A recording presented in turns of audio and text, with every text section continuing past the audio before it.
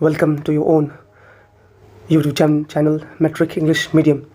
So आज हम लोग क्या बात करने जा रहे हैं।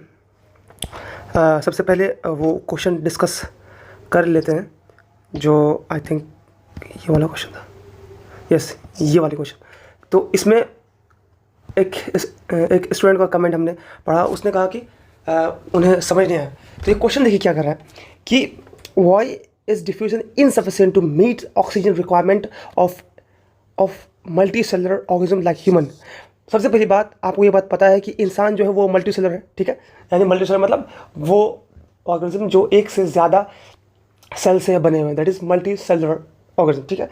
तो सवाल ये है कि डिफ्यूज़न जो है वो इनसफिशिएंट क्यों है ऑक्सीजन रिक्वायरमेंट के लिए फॉर ह्यूमन बीइंग। यानी इंसान, क्वेश्चन फिर सुनिए, इंसान के लिए डिफ्यूज़न जो है ऑक्सीजन को प्राप्त करने के लिए काफ़ी क्यों नहीं है। दैट मीन्स कि अगर इंसान ऑक्सीजन जो है, अगर इंसान अपने बॉडी के अंदर, अपने टिश्यू के अंदर अगर डिफ्यूज़न के थ्रू अगर ऑक्सीजन को ले, तब वो इनसफिशिएंट क्यों होगा, वो काफ़ी क्यों नहीं होगा। मतलब कि अगर वो डिफ्यूज़न के थ्रू अपने बॉडी के अंदर अगर ऑक्सीजन ले तो वो काफ़ी नहीं होगा, वो उसके लिए बहुत ही कम होगा। हमने आंसर भी कहा था कि डिफ्यूज़न जो है वो बहुत स्लो प्रोसेस होता है, बहुत स्लो प्रोसेस। और जो चीज़ इतना स्लो हो, आपको फूड चाहिए, आपको ऑक्सीजन चाहिए हर एक सेकंड में, बट जो ये डिफ्यूज़न जो है वो उसको 1 2 3 4 घंटा लग जाएगा। तो क्या आपको इंस्टेंट एनर्जी जल्दी से जल्दी एनर्जी मिल पाएगा? नहीं मिल पाएगा। इसीलिए डिफ्यूज़न जो है वो काफ़ी नहीं है ऑक्सीजन रिक्वायरमेंट को पूरा करने के लिए, किसी भी ह्यूमन बीइंग के लिए। आई थिंक आप समझ में आ गया होगा, ठीक है। अब हम लोग इस पार्ट में चलते हैं। अब आते हैं हम लोग हाइड्रोट्रॉपिक ऑर्गेनिज्म। तो हम लोग को जैसे अच्छे से पता है कि हाइड्रोट्रॉपिक ऑर्गेनिज्म क्या होता है, वो ऑर्गेनिज्म जो कि दूसरे पर डिपेंड होता है, ठीक है। सो each organism is adapted to its environment. The form of nutrition differs depending on the type and availability of food material as well as how it is obtained by organism। मतलब कि जो nutrition जो है वो depend करता है कि वो ऑर्गेनिज्म किस टाइप का है और उस ऑर्गेनिज्म के इर्द गिर्द जो है किस टाइप का फूड अवेलेबल है। फॉर एग्जांपल, जो मछलियाँ होते हैं वो उसका जो क्या बोलते हैं न्यूट्रिशन, वो पानी में मिलेगा, मतलब एक्वाटिक, उसका फूड जो पानी के इर्द गिर्द ही मिलेगा, राइट। और उसी टाइप होगा। और जो जैसे टेस्ट, जैसे प्लांट है, तो वो जो उसका अलग एक फूड का सराउंडिंग होगा। अगर कोई पेड़ में रहता है तो उसका फूड अवेलेबिलिटी अलग होगा, ठीक है। तो वो डिपेंड करेगा कि किस टाइप का है, ठीक है। For example, whether the food source is stationary such as grass और mobile such as deer would allow for difference in how the food is assessed and what is the nutritive apparatus used by a cow and a lion। मतलब food जो है वो stationery है, वो रुका हुआ, जैसे आपका ग्रास हो गया, घास हो गया, पेड़ पौधे हो गए, या वैसे फूड जो कि मोबाइल है। मोबाइल मतलब जो एक जगह से दूसरी जगह जा सकता है, लाइक डियर, ठीक है, मतलब जो हिरन है। तो ये 2 टाइप का फूड होता है। ग्रास जो है वो एक जगह पर होता है, तो और उसको गाय, भैंस, बकरी खाते हैं। सो इसलिए हम लोग उसको क्या बोलते हैं, हर्बीवोरस। लेकिन जो मोबाइल चीज़ खाते हैं, जैसे आपका हो गया लायन को, और जो लायन जिसको खाता है, किसको, डियर को खाता है, तो उसको कार्निवरस बोलते हैं। क्यों? ठीक है, क्योंकि फ्लैश खाता है। तो मतलब यहाँ बात हो रही है कि न्यूट्रिशन डिपेंड करेगा कि वो जो ऑर्गेनिज्म वो किस टाइप का है, वो किस टाइप का खाना खाता है, वो घास फूस खाता है या वो मांस खाता है, ठीक है। There is a range of strategies by which the food is taken in and used by the organism. Some organisms break down the food material outside the body and then absorb it। मतलब जो ये strategy है food को लेने का, वो अलग अलग ऑर्गेनिज्म जो है वो अलग अलग तरीके से का स्ट्रेटजी यूज़ करेगा। कुछ ऐसे ऑर्गेनिज्म जो खाना को जो है वो आउटसाइड द बॉडी तोड़ते हैं और उसको फिर एब्जॉर्ब करते हैं, ठीक है। एग्जाम्पल, जैसे examples are fungi like bread molds, yeast, mushroom। Other take in whole material and break it inside the body। मतलब यहाँ पर ये एग्जाम्पल क्या दिया हुआ है कि example are fungi like bread, yeast and mushroom. ये सब जो है अपना जो खाना है उसको बॉडी के बाहर तोड़ते हैं और उसको फिर एब्जॉर्ब करते हैं। लेकिन अदर जो है लेकिन अदर जो ये है क्या बोलते हैं ऑर्गेनिज्म, वो अपने बॉडी के अंदर ही यूज़ करते हैं, उसको तोड़ते हैं। What be taken in and what can be taken in and break down depend on the body design and functioning. और ये भी बॉडी डिज़ाइन और उसके फंक्शनिंग पर डिपेंड रहेगा कि बॉडी अपना खाना कहाँ पर तोड़ रहा है, कैसे तोड़ रहा है, ठीक है। Some other organism derive nutrition from plants और एनिमल्स विदाउट किलिंग देम। कुछ ऐसे भी न्यूट्रिटिव है, कुछ ऐसे भी ऑर्गेनिज्म है जो अपना खाना जो है डिराइव किसे करते हैं फ्रॉम प्लांट और एनिमल विदाउट किलिंग देम। जैसे this parasitic nutritive strategy is used by a variety of organisms like Coscuta, जैसे जिसको बोलते हैं अमरबेल, लिच, लाइस, टैपवॉर्म। ये सब पैरासाइटिक मोड ऑफ न्यूट्रिशन करते हैं, मतलब कि किसी दूसरे ऑर्गेनिज्म पर वो निर्भर रहेंगे, मतलब किसी दूसरे ऑर्गेनिज्म का खाना वो यूज़ करेंगे, ठीक है। उसको हम लोग बोलते हैं parasitic. Parasitic organism are those organism which depend on और which consume the food of host. मतलब एक ये मान लेते हैं एक ये इंसान है, राइट, और इसकी इस इंसान के अंदर एक टैपवॉर्म है। एक क्या है, ये मान लेते हैं ये टैपवॉर्म है, ठीक है। तो ये टैपवॉर्म क्या करेगा, इस और इंसान के अंदर जो खाना है उसको यूज़ करेगा, इसलिए हम लोग इसको बोलते हैं हम लोग क्या, पैरासाइटिक मोड ऑफ न्यूट्रिशन, ठीक है। तो इसमें कास्कुटा जो अमरबेल होता है, ये भी पैरासाइटिक होता है, लीच, टैपवॉर्म, ये सब पैरासाइटिक है, ठीक है। समझ में आ गया होगा। अब आता है how do organism obtain their nutrition, यानी जो ऑर्गेनिज्म है वो अपने न्यूट्रिशन को कैसे ऑब्टेन करता है, कैसे पाता है। Since the food and the way it is obtained differ, the digestive system is different in various organisms, and in single cell organism the food may be taken in by the entire surface। मतलब कि food जो है जो अंदर लिया जाता है body के अंदर, वो अलग अलग ऑर्गेनिज्म अलग अलग तरीके से लेता है, और अलग अलग ऑर्गेनिज्म का अलग अलग आपको डाइजेस्टिव सिस्टम देखने के मिलेंगे। जैसे फॉर एग्जांपल यहाँ पर सिंगल सेल जो ऑर्गेनिज्म है वो फूड जो है वो इंटायर बॉडी सर्फेस से ले सकता है। जैसे ये आपका हो गया, आपका ये क्या हो गया, ये हो गया amoeba, it's a single cellular organism. तो ये अपने बॉडी सर्फेस से कहीं से भी खाना को अंदर ले सकता है, इंटायर सर्फेस, ठीक है। But as the complexity of the organism increases, लेकिन जैसे जैसे और ऑर्गेनिज्म का बॉडी का कॉम्प्लेक्सिटी बढ़ता जाएगा, different part become specialized to perform different function. लेकिन जैसे जैसे वो ऑर्गेनिज्म जो है वो आपका कॉम्प्लेक्स होता जाएगा, वैसे वैसे उसका बॉडी जो है स्पेशलाइज होता जाएगा, मतलब उसके अंदर अलग अलग ऑर्गन होते जाएंगे जिसका अलग अलग काम होगा, जिसका अलग अलग स्पेशलाइजेशन होगा, ठीक है। For example amoeba take in food using temporary finger like extension of cell surface which fuse over the food particle forming a food vacuole. Inside the food vacuole complex substances are broken down into simpler ones which then diffuse into the cytoplasm। मतलब कि इसके अंदर, इस amoeba के अंदर एक finger like extension है जिसको हम लोग क्या बोलते हैं, सूडोपोडिया, ठीक है। ये हो गया सूडोपोडिया। ये जो है सूडोपोडिया क्या करेगा, ये फिंगर लाइक एक्सटेंशन है जो कि फ्यूज़ करेगा जो खाना को, ये जो खाना है इस खाने को अंदर लाएगा। अगर खाना यहाँ पर है तो खाने को अंदर लाएगा कौन, सूडोपोडिया से, ठीक है। Pseudopodia is a finger like extension, और जो कि फूड वैक्यूल का फॉर्मेशन करता है। ये हो गया फूड वैक्यूल जो कि फूड वैक्यूल का फॉर्मेशन करता है, फिर उसको हम डिफ्यूज़ करता है किसमें, साइटोप्लाज्म में, ठीक है। ऐसा होता है। फिर the remaining undigested material is moved to the surface of the cell and thrown out, right। और जो भी खाना उसमें बच गया, वो खाना जो अनडाइजेस्टेड जिसका यूज़ नहीं है, वो फिर उसी तरीके से बॉडी से बाहर वो एक्सप्लेन कर दिया, थ्रू आउट, मतलब फेंक दिया, right. In paramecium which is also a unicellular organism, the cell has definite shape and food is taken in a specific spot.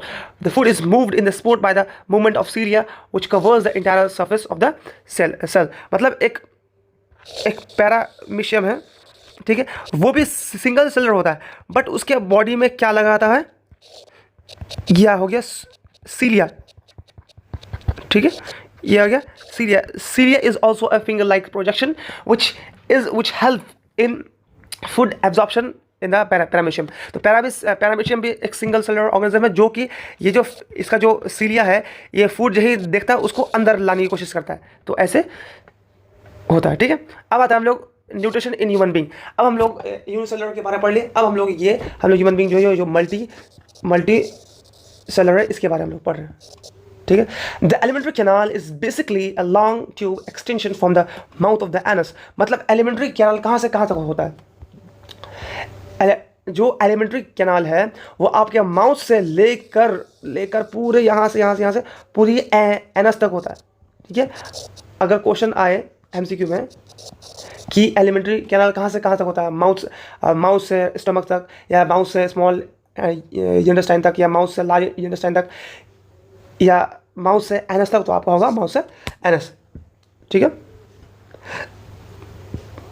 अब देखिए, we can see that the tube has different part. The various regions are specialized to perform different function. What happened to the food once it enters our body, which I'll discuss in this chapter. मतलब अब in this process, अब यहाँ पर हम लोग पढ़ेंगे कि body के अंदर जो खाना जा रहा है वो उसका क्या हो रहा है, ठीक है।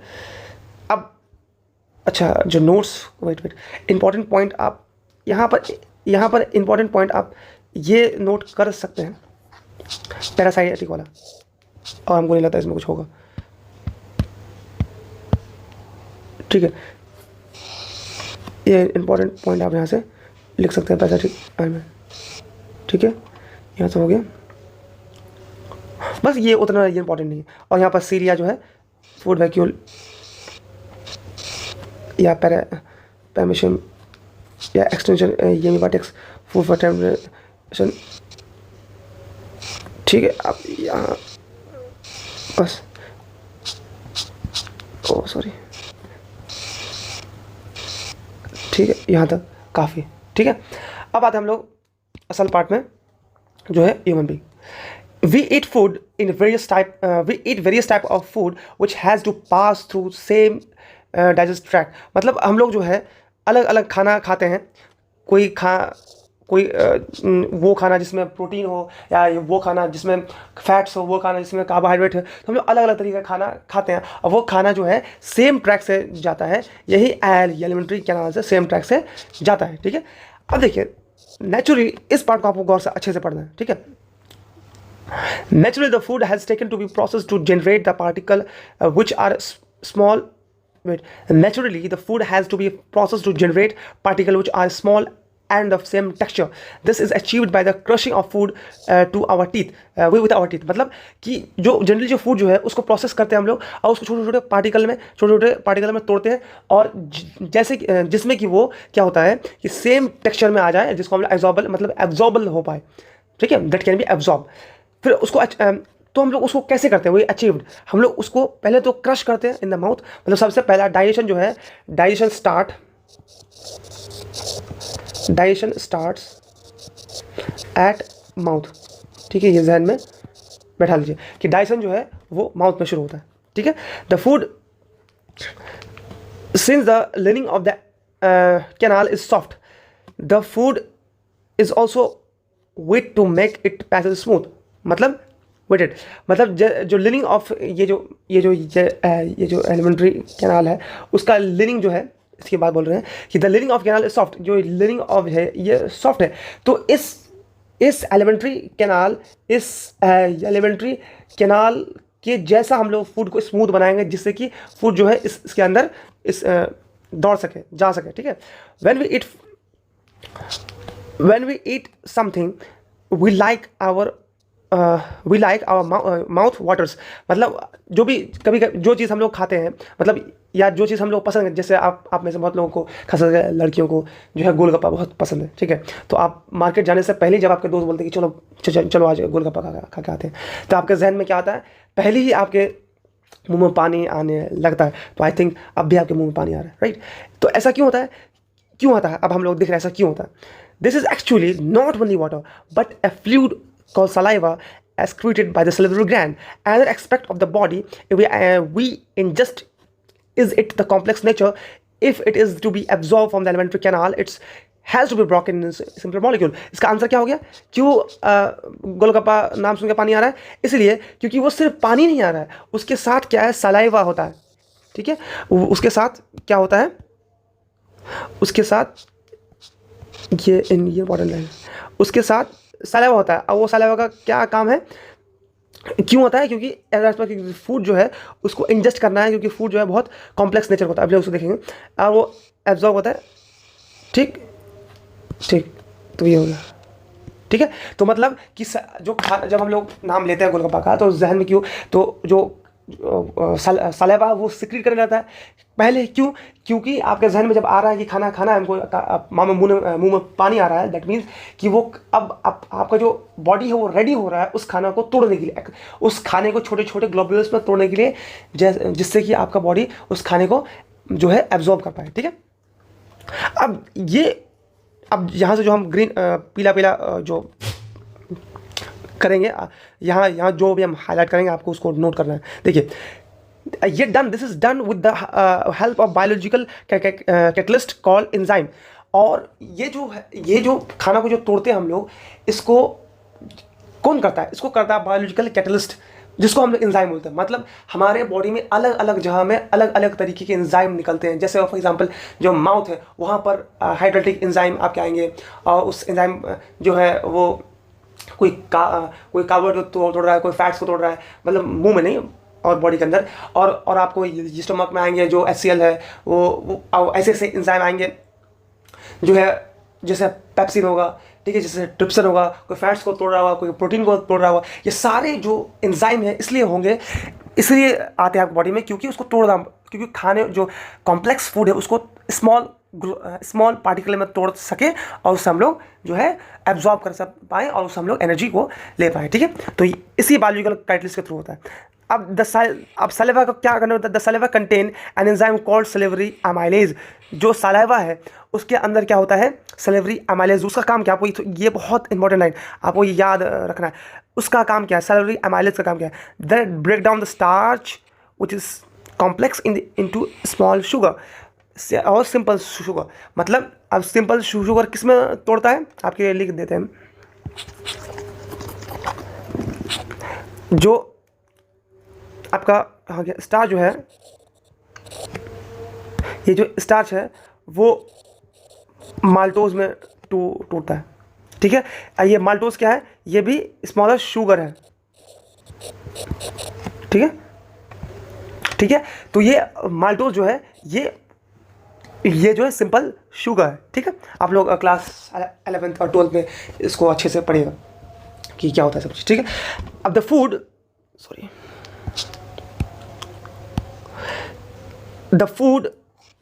is mixed through with the saliva and moved into the mouth while chewing the muscular tongue। मतलब क्या हो रहा है कि जो आपका फूड है वो सलाइवा के थ्रू मिक्स होता है, और उसको जो है मिक्स होता है एंड माउथ में, और उसको च्यू करते हैं किसके थ्रू, हम लोग मस्कुलर टंग के थ्रू हम लोग उसको च्यू करते हैं खाने को। ठीक है, it is necessary to move the food in regulated manner. The digestive tube is that can be processed through each part। मतलब उस खाने को जो हमने मुंह में तोड़ा उसको अब डाइजेस्ट करने के लिए आगे भेजा जाएगा।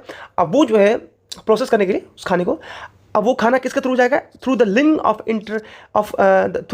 Leaning of canal has muscular that contract rhythmically in order to push the food forward. This peristaltic movement occurs in all the gut। मतलब देखिए इसको समझिए, ये है आपका ये चीज़ हम यहाँ पर देख रहे हैं बड़ा करके, मैग्नीफाई करके।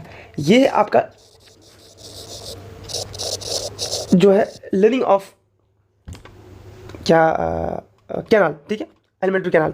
इससे जो है मसल जो है कॉन्ट्रैक्ट और रिलैक्स करता है। मतलब ये कॉन्ट्रैक्ट और रिलैक्स, मतलब कॉन्ट्रैक्ट और रिलैक्स।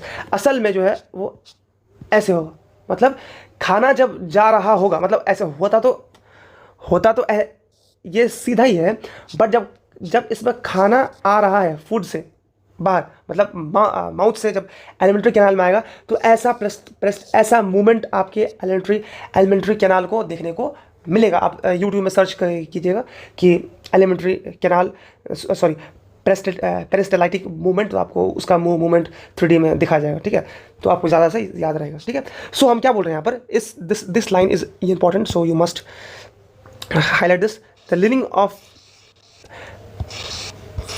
मतलब कि क्वेश्चन ऐसे आएगा, आप इसको याद कर लें, क्वेश्चन ऐसे आएगा कि name the rhythmic contraction in alimentary canal which pushes the food, जो फूड को पुश करता है आगे, मतलब स्टमक में जो फूड करता है, उस मूवमेंट का नाम बता। तो आपको बोलना है उस मूवमेंट का नाम क्या है, पेरिस्टाल्टिक मूवमेंट। ये आपको भूलना नहीं है, ठीक है। सॉरी यार,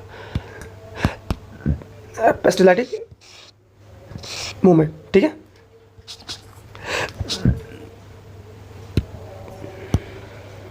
ठीक है, अब आते हैं हम लोग। From the mouth, the food is taken to the stomach through the food pipe or the esophagus. The stomach has a large organ which expands when the food enters. The muscular wall of the muscular wall of the stomach help in mixing the food thoroughly with the more digestive juice. मतलब कि जो हमारा food है वो अब food pipe के या oesophagus के, ये बोलते हैं ऑसोफेगस के थ्रू स्टमक में जाता है। और स्टमक ऐसा, इस टाइप का हम लोगों का स्टमक है जो कि एक्सपेंड करता है, मतलब जिसका साइज़ अगर अभी जब आप भूखे हैं उसका साइज़ जो है वो ये है, लेकिन जब आप फुल जब खाना खाइएगा, जब पेट पूरा भरा हो रहेगा, जब पेट भर जाएगा तब वो उसका साइज़ जो है वो बड़ा हो जाएगा। मतलब कि वो जो है वो एक्सपेंड हो सकता है, ठीक गुब्बारे की तरह, ठीक है। अब मस्कुलर वॉल जो है, अब स्टमक जो है वो उसके अंदर वो जो है क्या रिलीज़ करता है, मस्कुलर वॉल जो ये पेट का जो वॉल है, ये रिलीज़ क्या करता है, बहुत सारे डाइजेस्टिव एंजाइम जूस, जो हम लोग आगे पढ़ेंगे अभी, ठीक है। तो ये भी लाइन आप हाईलाइट कर सकते हैं, ठीक है। अब the food the digestion in the stomach is taken care by the gastric gland present in the wall of the stomach. These release HCl protein. A protein digestive enzyme called pepsin and the mucus. ये तीन चीज़ आप रट लें, इस यहाँ से chapter शुरू होता है असल में, ठीक है। ये चीज़ आपको रटना पड़ेगा। इस पूरे पेज में मेन जो सबसे ज़्यादा मेन जो इंपॉर्टेंट लाइन है वो ये है, गैस्ट्रिक ग्लैंड जो कि प्रेजेंट होता है वॉल ऑफ द स्टमक में, और वो क्या क्या रिलीज़ करता है, वो HCl रिलीज़ करता है, और वो डाइजेस्टिव प्रोटीन पेप्सिन रिलीज़ करता है, और वो म्यूकस रिलीज़ करता है, ठीक है। मतलब अगर देखिए ये हमारा पेट है, ठीक है। इसमें जो आपका ग्लैंड होता है जिसको हम लोग क्या बोलते हैं, गैस्ट्रिक ग्लैंड, क्या बोलते हैं, गैस्ट्रिक ग्लैंड। तो ये गैस्ट्रिक ग्लैंड जो है क्या रिलीज़ करता है, HCl रिलीज़ करता है, पेप्सिन रिलीज करता है, और जो है आपका म्यूकस, ठीक है। तो ये आपको याद रखना है, कौन, ये गैस्ट्रिक ग्लैंड। पे आप 11 में पढ़िएगा कि क्या है, गैस्ट्रिक ग्लैंड का बहुत सारा टाइप होता है, ऑक्जेंटिक सेल, पेप्टिक सेल, तो ये सब आप पढ़िएगा आगे, ठीक है। तो ये हो गया। अब यहाँ पर आपको ये याद रखना है, द HCl, ये हाईलाइट करते हैं, the HCl creates an acidic medium which facilitates the action of enzyme pepsin.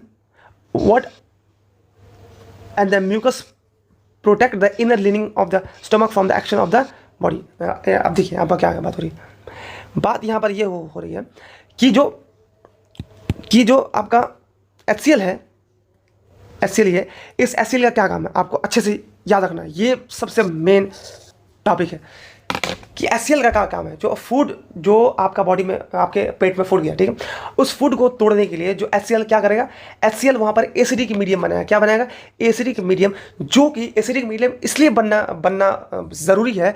Acidic medium जब तक नहीं बनेगा तब तक वो फैसिलिटेट नहीं करेगा एंजाइम को, मतलब कौन एंजाइम को, पेप्सिन को नहीं। जब तक HCl रिलीज नहीं होगा, जब तक आपके बॉडी में, आपके पेट में, सॉरी स्टमक में, जब तक एसिडिक मीडियम नहीं बनेगा तब तक पेप्सिन जो है वो स्टार्ट नहीं होगा, वो अपना एक्शन नहीं शो करेगा। और आप 11 में पढ़िएगा कि पेप्सिनोजन के फॉर्म में रहता है पेप्सिन, उसको फिर एक्टिवेट करता है पेप्सिन में, ठीक है, पेप्सिन में। मतलब कि ये HCl जो है पेप्सिनोजन को पेप्सिन में कन्वर्ट करता है, और ये उसके एक्शन को मतलब करवाता है, फैसिलिटेट करता है। कौन, तो आपको ये लाइन पोटेटो याद रखना है एनसीईआरटी का कि HCl create acidic medium and which facilitate the action of pepsin, आपको याद रखना है, ठीक है। अब सवाल ये है कि what other function do think is serve by the acid. अब HCl का आपके जहन में कौन सा सवाल, आपके जहन में और कोई इसका फंक्शन हो सकता है, HCl और कोई फंक्शन हो सकता है? आप सोचिए, बिल्कुल हो सकता है। क्या कि जो फूड में अगर कोई भी बैक्टीरिया या गंदगी अगर रह जाए तो उस बैक्टीरिया को, उस गंदगी को जो है HCl जो है मार सकता है, क्योंकि वो एसिडिक है, एसिडिक हाईली कोरोसिव होता है। ठीक है, उसके बाद म्यूकस जो है वो म्यूकस जो क्या करता है, वो प्रोटेक्ट करता है लिनिंग ऑफ द स्टमक को from the action of the acid in normal condition. यानी आपके पेट में ये म्यूकस रिलीज हो रहा है। ठीक है, ये म्यूकस क्या करेगा, आपके इनर लिनिंग, ये आपका जो पेट है, ये आपका पेट का लेयर है, इसको जो है कोरोसिव होने से बचाएगा, मतलब हाईली कोरोसिव। आपको पता है कि एसिड इज हाईली कोरोसिव, मतलब अब वो जहाँ पर गिरेगा उसको जला देगा। अगर आपके स्टमक में जो है म्यूकस का लेयर ना आए तो क्या होगा, जो स्टमक वो जल जाएगा। इसलिए उस स्टमक को प्रोटेक्ट किया जाए, स्टमक के लिनिंग को प्रोटेक्ट किया जाए, इसीलिए क्या होता है, जो है म्यूकस उसको प्रोटेक्ट करता है। तो ये हो गया। ठीक है, तो आपको ये लाइन पूरा अच्छे से याद रखना है। ठीक है,